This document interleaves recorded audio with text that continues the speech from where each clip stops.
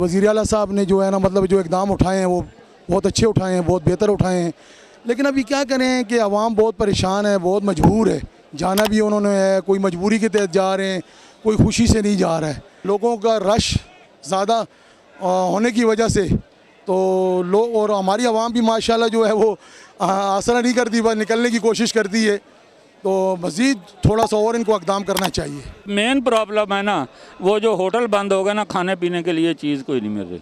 कम से कम होटल इतना खुला होना चाहिए कि चलो वहाँ आदमी बैठ के नहीं, मजदूर आदमी खाए तो कम से कम उसको पार्सल में तो मिलना चाहिए ना। पंजाब जा रहे हैं। क्यों कराची से क्यों जा रहे हैं?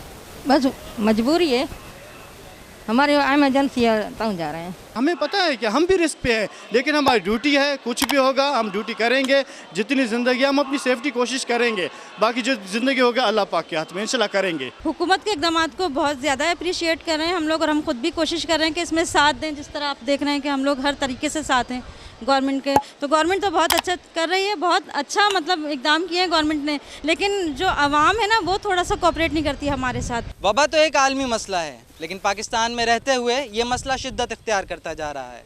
लोगों को खाने पीने की अशिया ना मिलने की वजह से लोग अपने शहरों की तरफ रवां दवां हैं। कैमरामैन जावेद जॉन के साथ अदील अहमद, कराची।